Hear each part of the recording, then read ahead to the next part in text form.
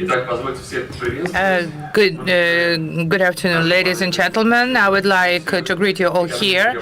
We are getting started with our panel discussion and the future of the megapolis and what to rely on. We have to assess risks, identify some potentials for the megapolises of the future. And let me introduce Vladimir Yefimov, the Minister of the Government of Moscow and the head of the Urban Development Department, Kiss and Kettles, the Chief Economist, Boston Consulting Group, Gabriel Lanfranco, the head of the program Cities and Chairs, the head of the blocks of cities, the World Economic Forum, Mr. Repin, the Delaware Russia organization. These are all very reputable panelists, and I would like to cordially thank the attendees to that panel.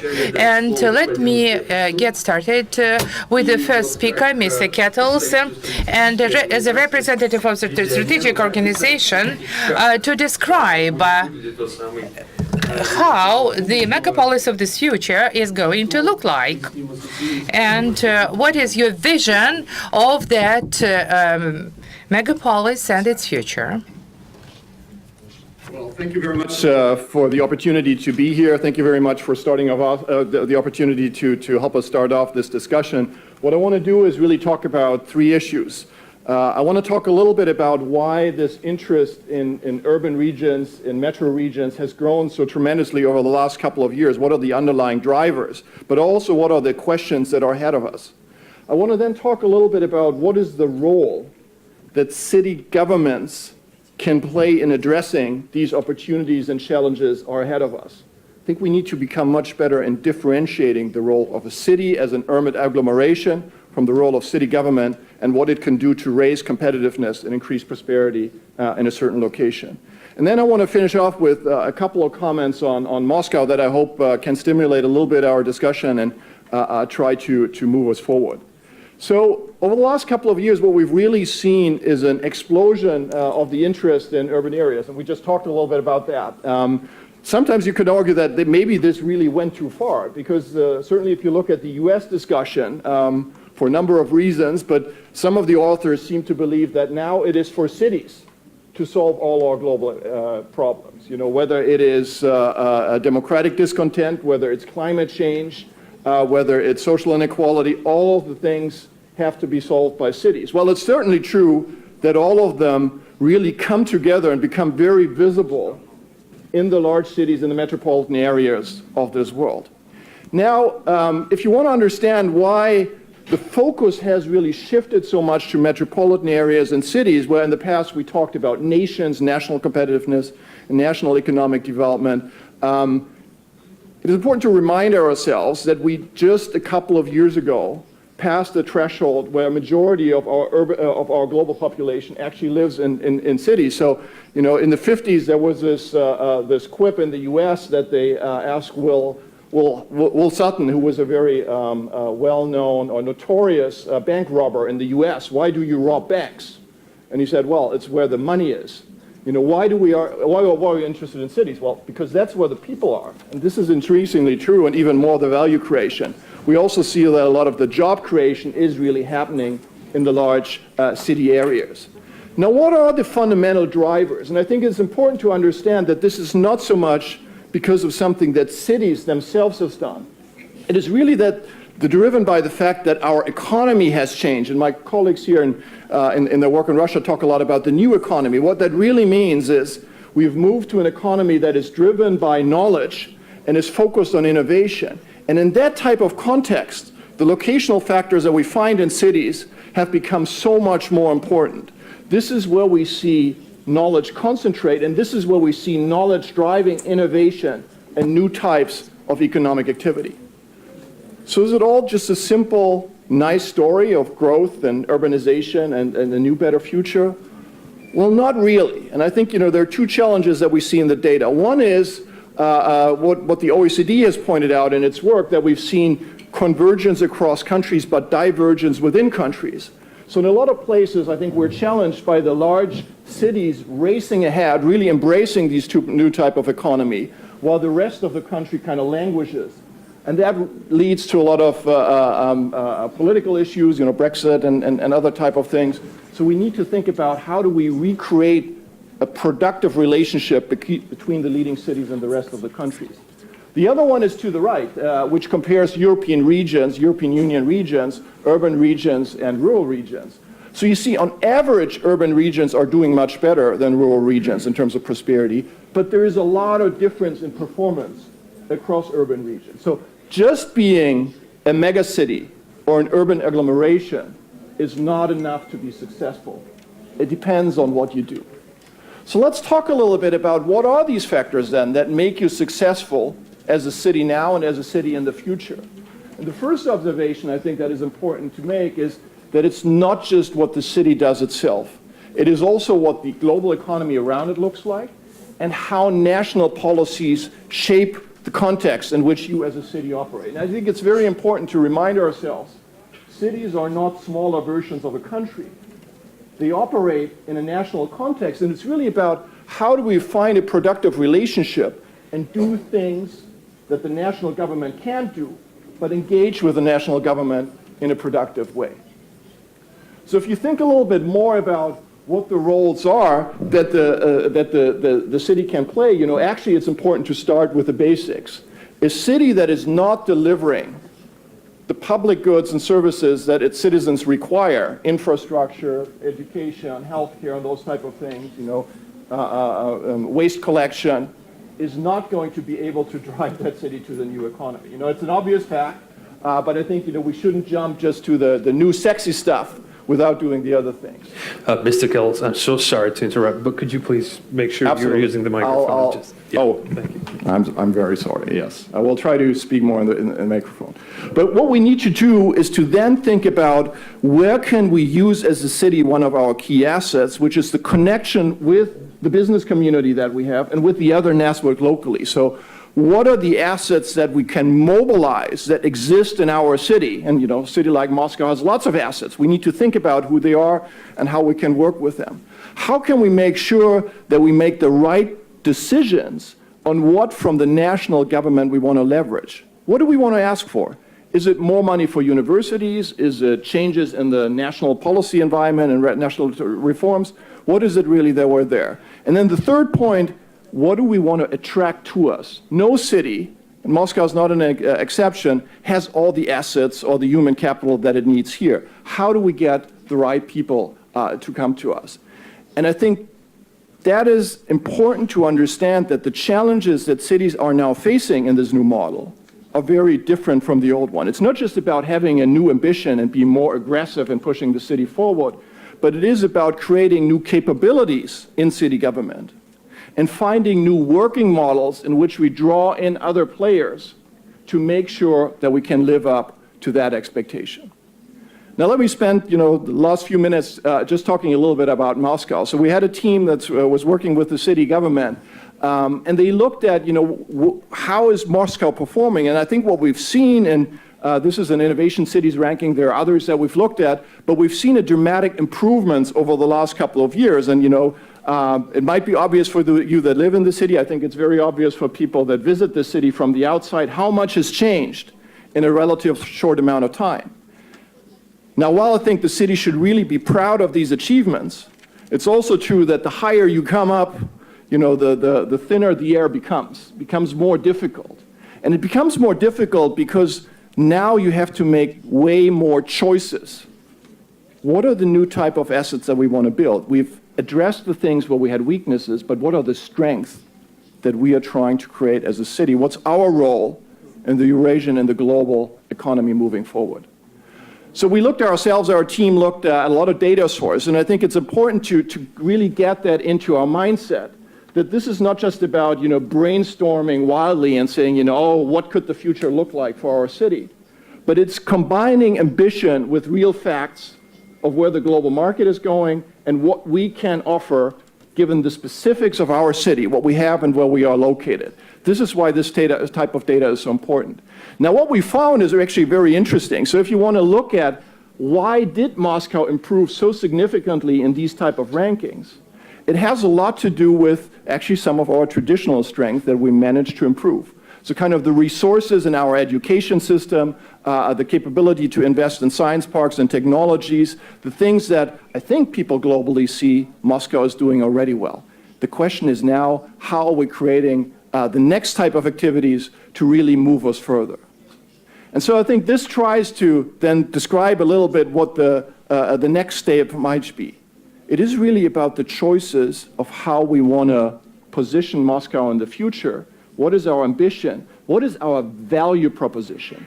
And then I think a lot of other choices on what are types of sectors, what are types of activities will naturally flow out of that discussion. So I think that's a dialogue to be had. Now, for that dialogue to happen, I think, very happy that we have also the business community, international partners here with us, because we have to have a different type of dialogue. It doesn't work with the old model where you make a decision at the top and then just implement and control. What we need now is like an orchestra where different people, it's kind of just like in a jazz orchestra, need to improvise. But we can make sure that the improvisation leads to a nice piece of music because we're all on the same track, and I hope that's something that Moscow can achieve. Thank you. Thank you very much. I'm going to switch back to Russian. Вот прозвучал тезис, мы обязательно к нему вернемся в части дискуссии о том, что не только важен. So you've mentioned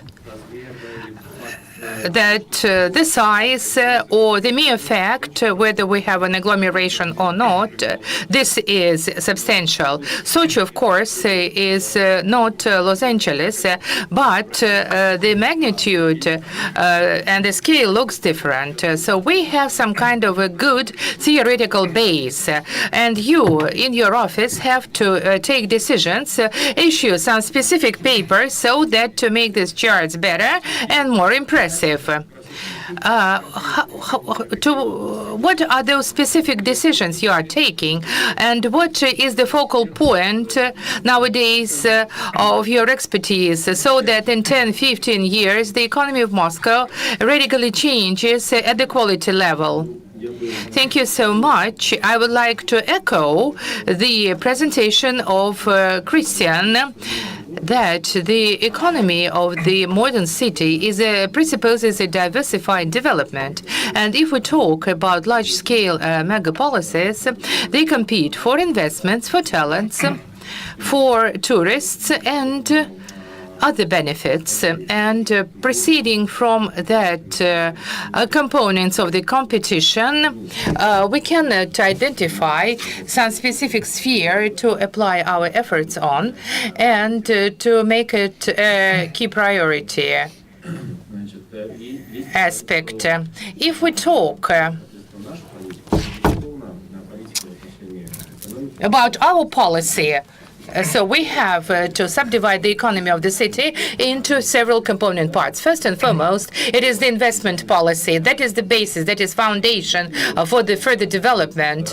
And it could be a very healthy and solid idea, but if there are no resources, the idea could not be implemented. So we have to take care of the resources and be keen on the investment policy. On the other hand, we put forth a very aggressive investment policy. Out of 2 trillion rubles of the investments into the capital development, 1/4 presupposes the investments of the city. 1 ruble of the government investments presuppose 3 rubles of the private investments. And the city, over the past 7 years, managed to construct the 60 new points of growth, the metro stations and the circular station, and we organized the largest project in the sphere of the railroad transportation along the city, which is called MCK. These were absolutely dilapidated areas and obsolete areas, and nowadays we have the railroad, and we have quite a number of catalysts of growth for the trading centers, entertainment centers, and also living quarters. These were the drivers of growth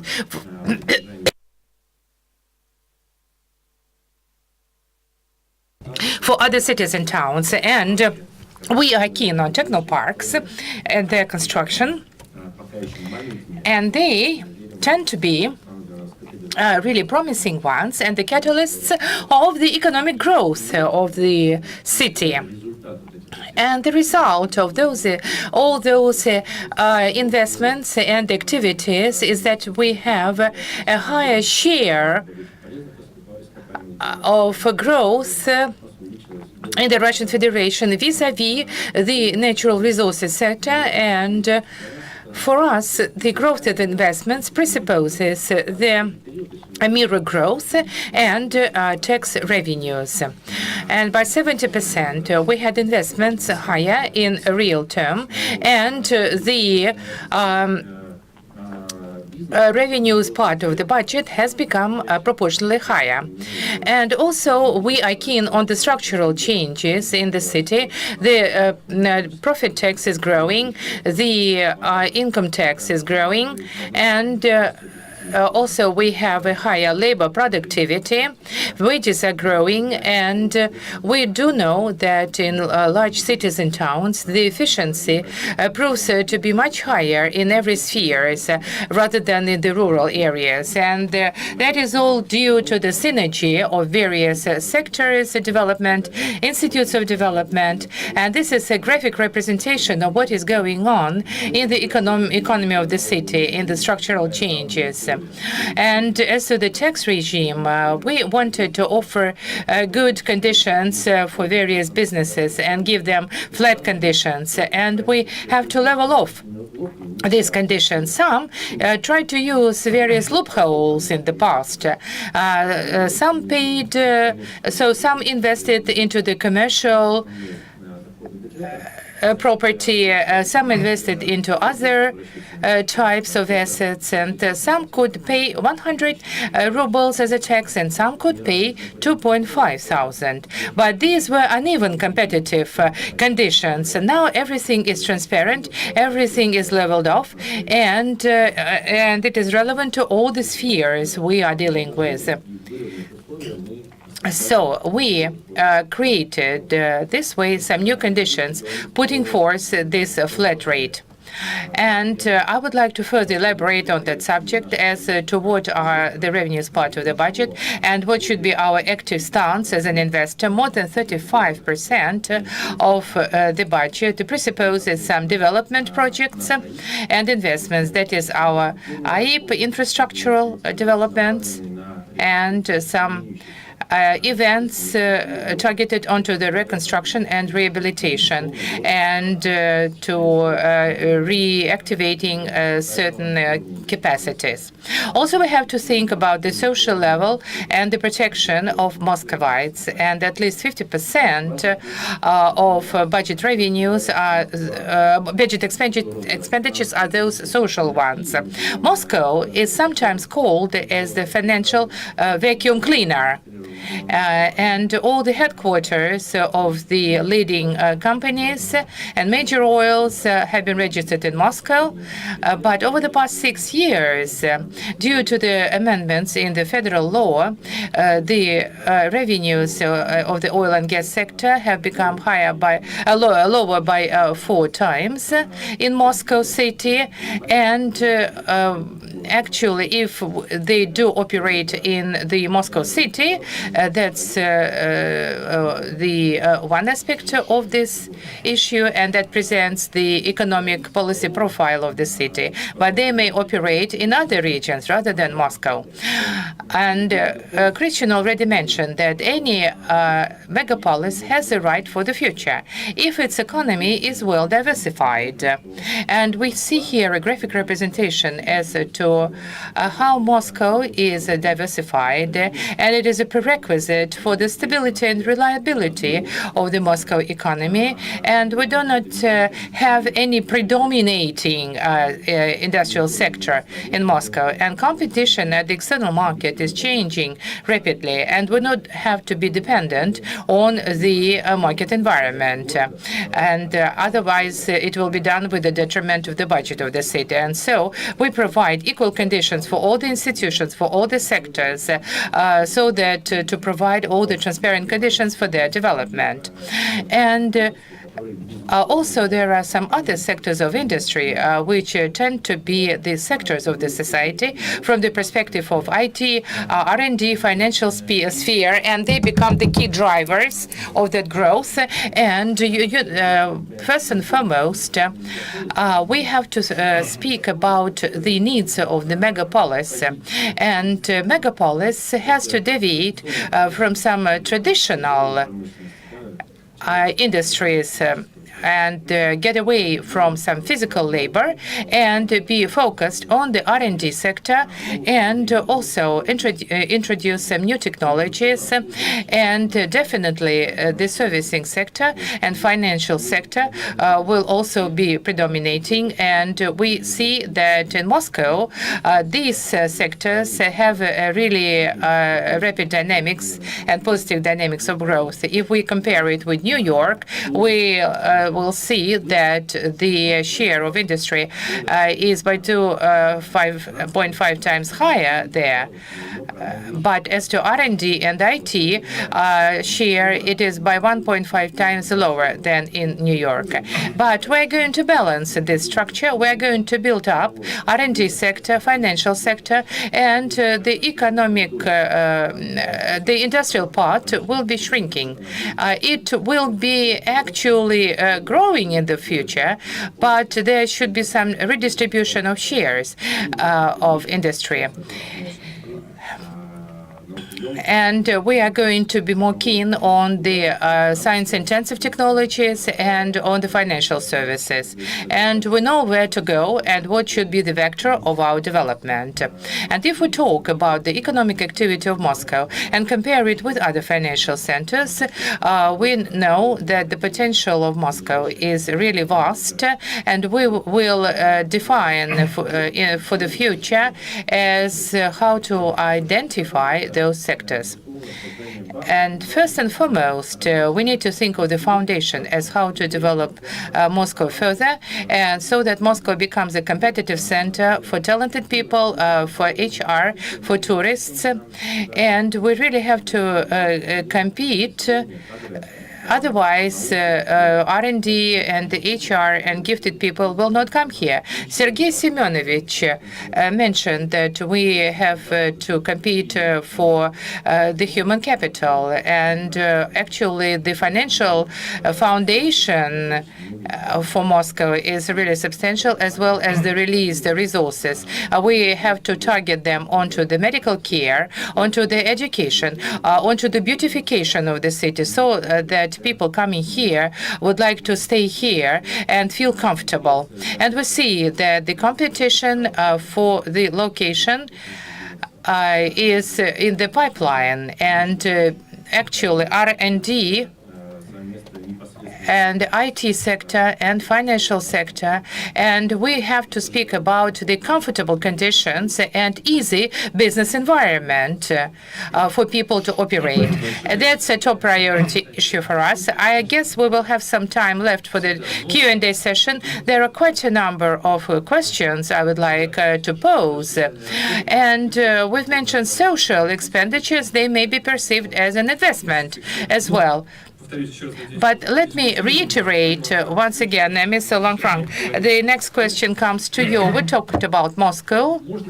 First and foremost, maybe you will say a few words about the expertise of other megapolises. What was their strategy? How do they view their future? And what should be the focal point of their policy?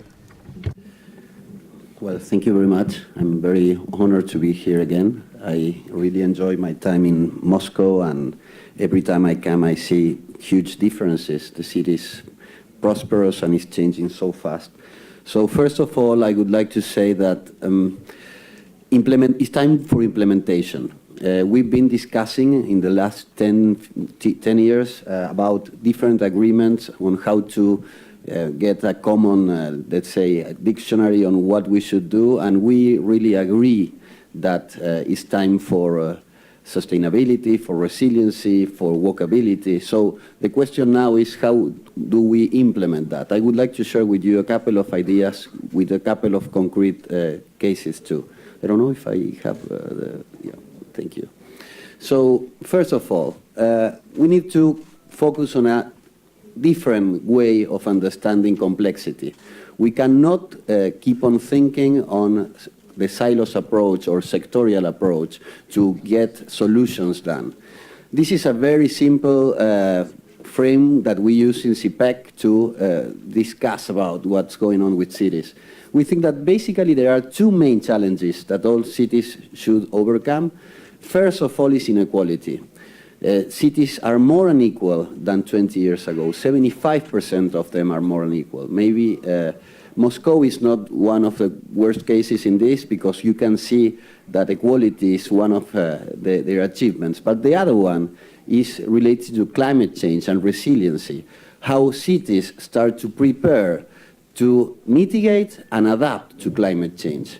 At MIT, the Professor Lore Susskind says that even if we do all the things right for the next years, it will take us 70 years to get back to the climate situation we had in the 90s. So this means that for a long, long time we will be facing very difficult situations, and cities will have to adapt. And this means a lot of investment. So how do we tackle these challenges? Well, I think we have two main axes to do that. One is through this digitalization. The new technology has arrived at a speed that we never imagined. Companies, governments, and also we are absolutely moving toward the new technology that changed our lives. And the other one is governance. How do we get organized in a way to make this jazz orchestra that you were requiring? You need organization to do that, and basically this is what I would like to talk about. So first thing, let's move from sectorial approach to integrated approach, but in a way that we can see it in real policy, right? So these are the four things that I would like to mention. So I'm going to concentrate in this presentation in just two intersections in order to bring a couple of ideas on how can this be developed. First of all, when we talk about digitalization, there's this new economy that we are seeing growth everywhere. The sharing economy, for example, which is called also access economy, or the exchange of goods and services through platforms, is something that is growing so fast.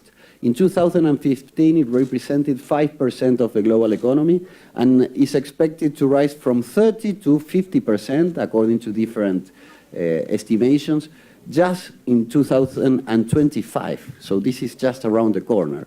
This means that most of us will be working in any way related to this sort of economy. So what's the thing that we need to understand when we talk about these platforms, like I would say Uber, Airbnb? Those are very well known, but now what we are seeing is the rise of local platforms all around the world. In Argentina, we're working with this with the IDB in order to understand how local communities will create their own platforms. Well, Russia is also a good example on this. And if you see that, the big challenge is how governments can adapt their regulation to the new economy. And that's a hard task to do, because you need new capabilities, people that understand that, and also frameworks that allow the growth of new opportunities, but at the same time concentrate in the transition from the old economy towards the new economy, because otherwise it will be very painful. Well, in my country, we see this, lots of demonstrations from taxi drivers, for example, because they don't want to lose their jobs. And it's totally understandable, but how can you stop this way of technology? So regulation is key. The other subject that I would like to talk about and discuss with you is in the intersection between resiliency and governance. This is a very important subject. CPEC this year is hosting the T20, which is the summit of all the think tanks and centers of research of the G20. And I am coordinating the task force in climate action and infrastructure for development, which is one of the three main subjects that would be discussed this year in the G20. So what's our point on this? Well, basically, we know that adaptation is going to happen, as I said before. So what do we need to know? Well, first of all, is that it requires a lot of investment. The new economy, the new climate economy estimates that low-carbon urban actions present a global opportunity of $17 trillion of investment by 2050, and 70% of that will occur in countries that are developing. And this is very important, because then what we are facing is how can we adapt new models of finance. So this is what the world is thinking today. How can we work with the gray infrastructure that is focused on mobility and productivity, the blue infrastructure that is related to water and health, the green infrastructure that are all the environmental services that we find, and finally the white infrastructure related to knowledge and innovation. So these four are the ones that create a complex system that needs to be integrated. So when we talk about integration in infrastructure investment, what we are seeing also is how make, again, a transition from traditional energy systems towards these new non-renewable energy flows. The concept of urban metabolism, I'm sure most of you heard about this, is changing how we understand the flows of resources that a community needs in order to make their living every day.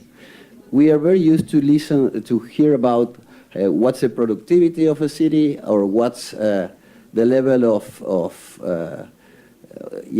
the population, but we never know the resources that we need every single day. That it has to change that dramatically if we want to fulfill all the agreements that the world has decided to go. And the last thing I would like to mention is that when we think that 70% of greenhouse emissions are created in cities, we are not talking about cities, but we're talking about agglomerations. And understanding how to deal with agglomerations is something that we don't really know how to do. We are learning about that. So metropolitan governance is becoming more and more important. I know that here in Moscow, for example, an agreement was signed last February. And this is really, really important to move forward these sorts of agreements to understand how resiliency, digitalization, and inequality will be tackled in the next years. I only have one question to follow up. Do you think that this problem of large metropolitan cities, is it a really global issue, or is it mostly for Latin America and Asia? It's absolutely global. 85% of cities with more than 100 inhabitants in the world are already metropolitan.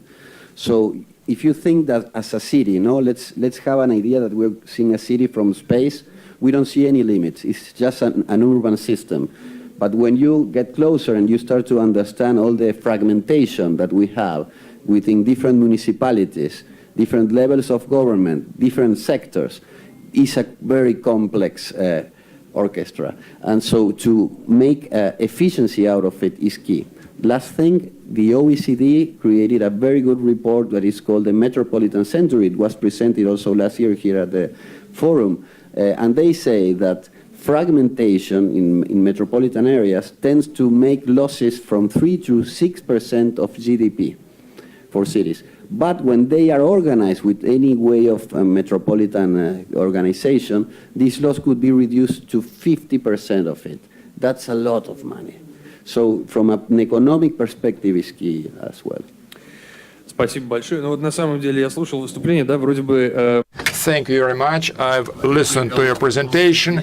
Well, it moves to environment, but people who live on the outskirts of Moscow know that the environment may be an issue. Taxi drivers, well, it's maybe a local problem, but there was an excellent report produced by Sberbank, which said that only 4% of all the industries underwent that full-fledged restructurization, and taxis were subject to this restructuring process. And I have a second question, actually a question to formulate to Mrs. Charles. We've mentioned sharing economy, and the World Economic Forum is keen on that in the context of the fourth industrial revolution. And is it a challenge or is it a chance to balance those aspects? Could we optimize it this way or another? So I'm going to talk to you about the sharing and circular economy as an opportunity today, because it's something that we're increasingly seeing in cities. Of course, everybody's familiar with the Ubers and Airbnbs, but we're actually seeing a number of cities are creating their own sharing and circular economy. And that's what I'm going to focus on a little bit more today. So first of all, I'm going to draw on research that we produced at the World Economic Forum in the last couple of months in relation to cities. And the first is collaboration in cities from sharing to sharing economy. So I guess what it really introduces is what is the sharing economy. And we as citizens of urban areas, of rural areas, have been sharing from time began. But since 2013 in particular, we have seen a huge upsurge in this term, which is the sharing economy. So what is enabling the sharing economy? It's the development in platforms and technology that allows us to share in a faster and more efficient manner, but it also creates a level of trust. So we know what we're getting to a much greater extent, and we can review and comment on what we're getting. So when people talk about the sharing economy, it doesn't actually have a definition, but it in essence is part of a broader set of overlapping and digitally powered tools. And it includes things like the gig economy, and that's where, for example, somebody, an employee, can put it onto a platform that they're seeking work in a particular area, and they can be employed.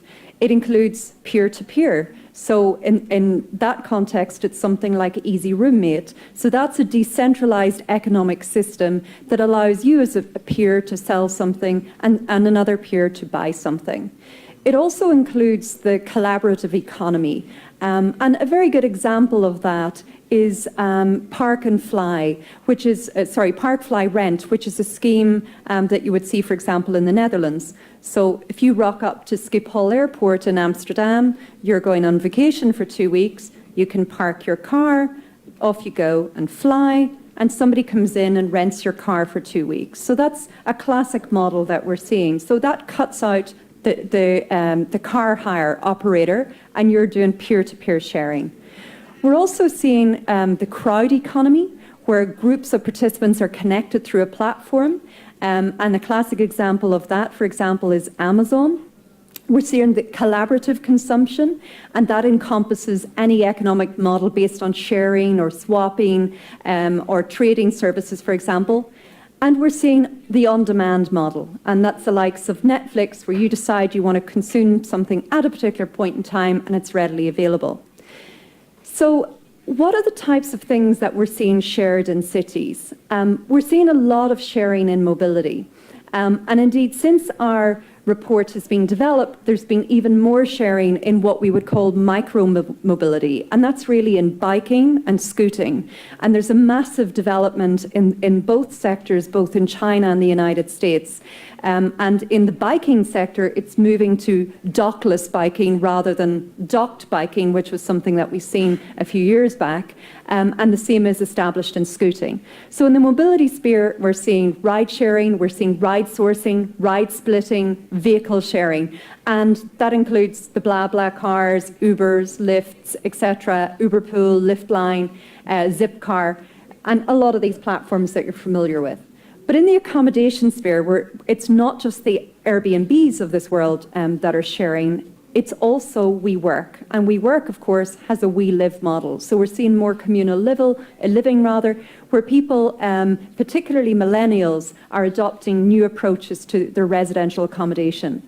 We're seeing storage space sharing, we're seeing recreational space sharing, and then we're seeing skills and talents being shared, as well as financing models. So The sharing sector is growing and growing. It's extending to health, it's extending to utilities, to general goods, to food. And, a classic example that you've seen developed in the Netherlands is where, you're an amateur chef, for example, and you fancy cooking dinner this evening in your house, but you have more food than just for you, and you can put it out there on a platform that somebody can come round for dinner. So it develops a sense of community as well as everything else.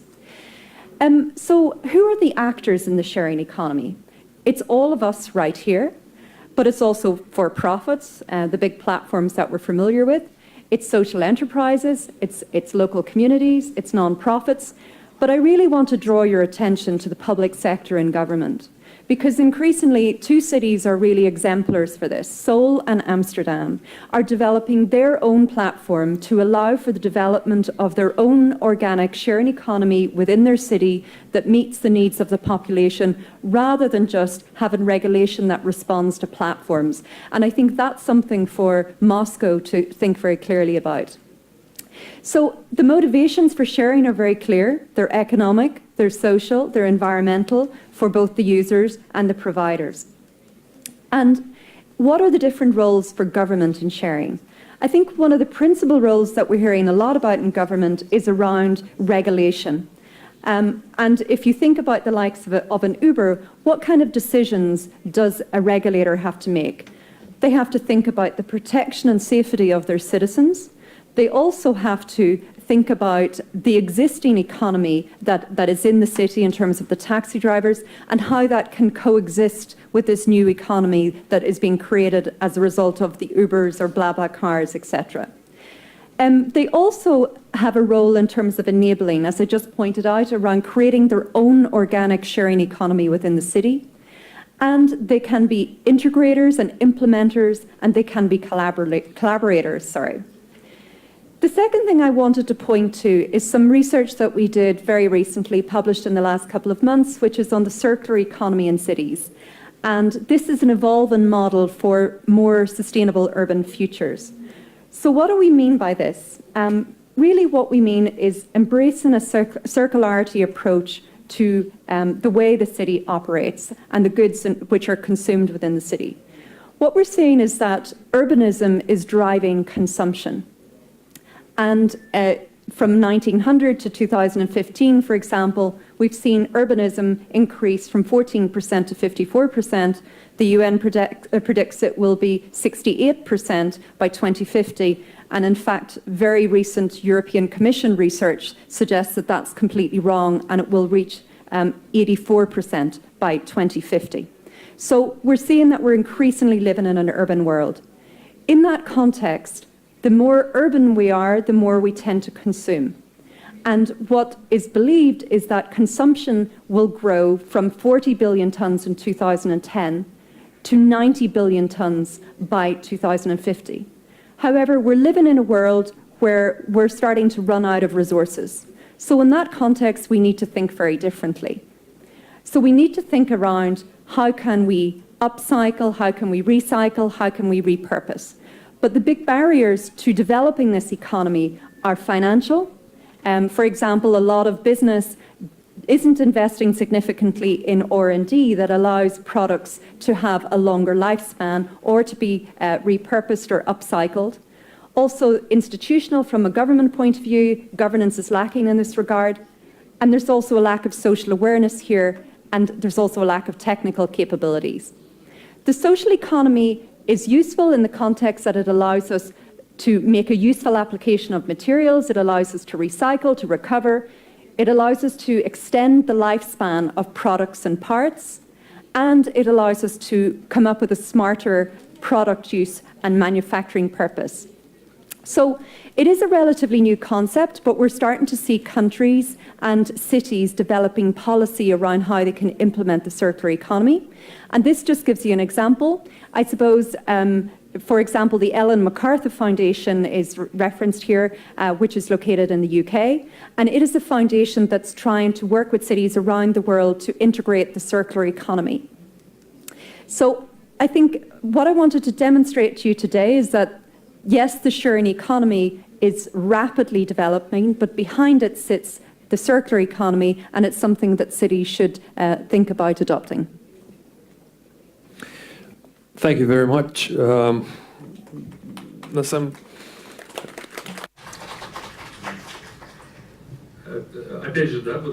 Indeed, we are going to discuss these practical subjects. Mr. Repnik, I would like to put a question to you. Indeed, I'm interested in business, how the business acts, and as a moderator, I should have to find out your own position. But what about the growth of confidence using these new mechanisms of sharing economy? Is it just feasible beyond some European countries where historically they had a very high level of trust? What about our business? Could we replicate these practices? Yes, I fully trust the moderator, and I would like to answer your question. I have a function of a disruptor. We were all on a sell side, but now I am on a buy side. And are we prepared to perceive this theoretical concept sincerely and passionately? Our panel discussion is called "The Economy of Megapolis of the Future," and what should be the stake of it, making the right bet. And the stake should go not on the industrial enterprises or business, but it should be a human being as a focal point. And I do respect our global experts, but I was happy to hear from Vladimir that we would like to have a very high quality of life in the urban area, which will enable people to realize their dreams, to make them true. And we have to be centered on a human being. But so far, it's just a claim, and we're not so sure that it might work. But what about just the claims of experts? But it is embedded in the message of a president. But once it becomes a message of the president or a decree of the president, we perceive it as a very responsible message and obligation. But in the new digital economy, the focal point is targeted onto the human being, onto his talents and implementation. And he may generate the added value quite easily, and not a single enterprise is necessitated. We've mentioned the sharing economy today, and I would like to emphasize the role of a human being, and we talk about the role of a human being. It could be implemented via the collaboration, via this or that platform, to generate the added value, but we have to create a value for a specific company and create a value for the human being, and where this person is going to live, where this value is going to be added and created. That's the key task for any megapolis. A couple of comments on the present-day situation. Indeed, we are going to discuss the great success of Moscow, and not only Moscow, but also other megapolises vis-à-vis the World Cup, which was held by other cities and towns, and it changed the reputation of the country. This particular event, and I would like to emphasize two factors. Finally, we have realized that we do not have to think of the zone of comfort. We have to be keen on the zone of comfort. And we do remember the construction and reconstruction. We do remember how the roads for bicycles were organized. And we argued that we are winter city. We do not need this roads for bikes, allocated lanes for bikes, but now we appreciate it.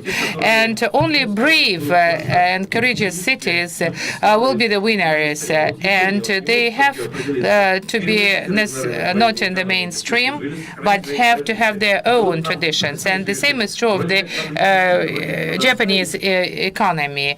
People tend to discuss certain things, go forward, make a progress, and then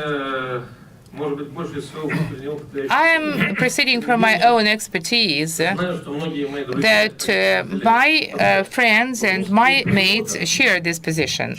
A Russian person, Russian nature is such that we may not always say point blank that everything is real good here.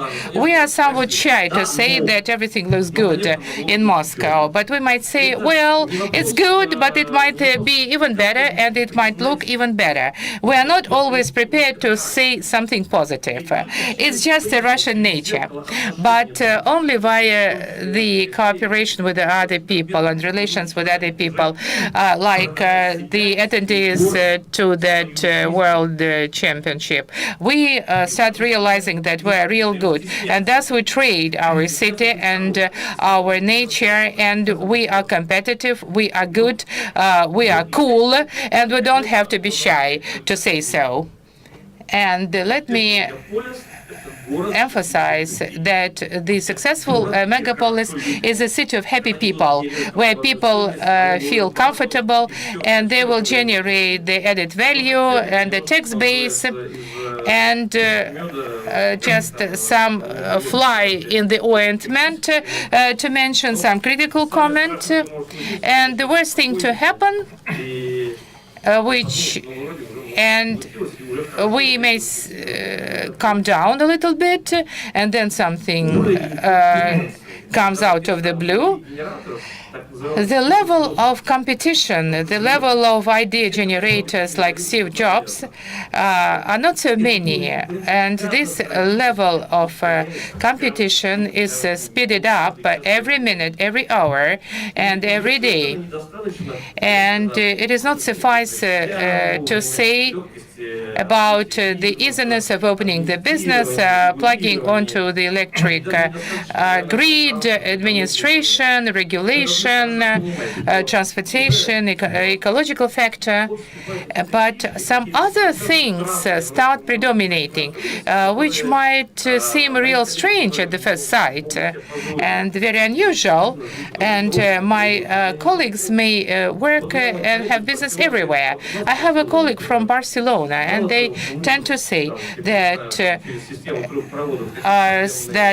the waste management system is very efficient. It goes via underground storages, and all our containers for litter have the sensors for the amount of trash. And actually, there are a number of know-hows of that sort, and I'm not really concerned about it. But who is going to win? The person who is going to be aggressive, using and applying best practices in every sphere, no matter where they are generated. Let me interrupt you, Oleg Sergeyevich. You've just hit the nail. You just hit the nail. I've been to Barcelona many times, and what struck me, first and foremost, several years ago, to what extent it was all clean around these trash containers, garbage, and these garbage collection machines work really softly, without noise, and I was so struck, even more than struck by Sagrada Familia. I used to work in many cities and towns. I left Geneva, and it is a very noisy city. They have sirenes there everywhere. And so we decided also to work in the Silicon Valley. I felt comfortable, but my wife didn't have any museums, theaters, and exhibitions. And then we decided to move to San Francisco, but Greenwich, another place.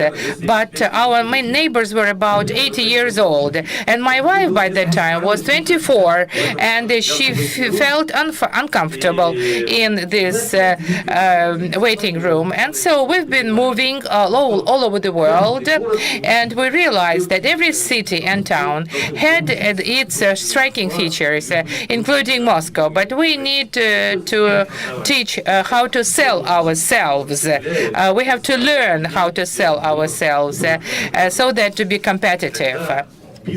And only then business may generate all those values we've mentioned and everything which we anticipate from the panel discussion today. And we would say where we would like to live. So far, we like to live here in Moscow. And one more comment, if you allow me to. We would like to say the following, and in my capacity of a moderator,